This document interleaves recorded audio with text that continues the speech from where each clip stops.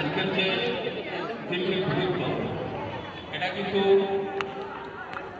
এনসিসির তরফে জাতীয় তরফের তরফে এনসিসির তরফ থেকে প্রোগ্রামটা কিন্তু আগে থেকেই নেওয়া হয়েছিল, যেটা আমরা অ্যারেঞ্জ করার আমাদের কথা ছিল অনুষ্ঠান ব্যবস্থা ধারাবাহিক, কিন্তু পরিবর্তিত পরিস্থিতিতে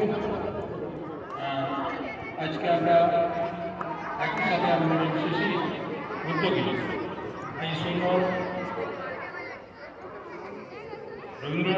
বঙ্কিমচন্দ্রকে জ্ঞাত করুন তথা বন্দে মাতরমের ভারত মাতা বন্দনা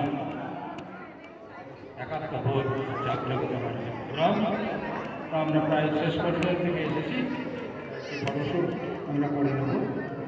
আমি একটা কথা একটু বলে নিই, গোটা ভারতবর্ষ এই বন্দে মাতরম এই গানে যেভাবে আবদ্ধ হয়েছে, গোটা ভারতের আত্মায় জাগ্রত বন্দে মাতরম গানটা শুনলে আমাদের কিন্তু গোটা ভারতের আত্মা জাগ্রত হয়, আমরা একত্রিত হতে পারি। এ আমার একটা সৃষ্টি,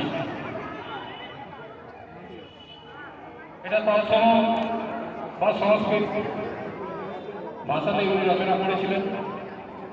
বঙ্কিমচন্দ্র যখন সাহিত্য রচনা শুরু করেন তখন ওনার যদি সাহিত্য আমরা পর্যালোচনা করে দেখতে পাই তাহলে সেখানে দেখব তৎসম শব্দের ব্যাপক প্রয়োগ হয়েছে এবং সংস্কৃতের ব্যাপক প্রয়োগ হয়েছে।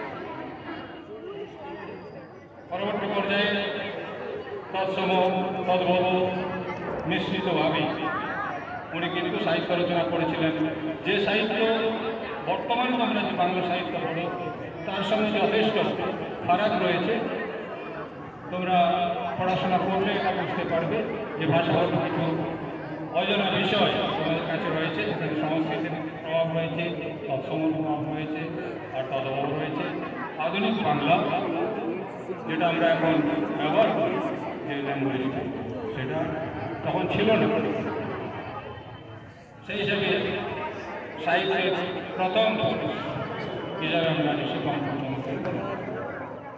যাই হোক, আমরা অত্যন্ত আনন্দিত যে আমাদের ব্যাটালিয়নের তরফে ওনারা উপস্থিত হয়েছেন এবং আমাদের ছেলেরা করবে একটু প্যারেড করবে আমাদের এনসিসি ছেলেরা। আর এই ছবি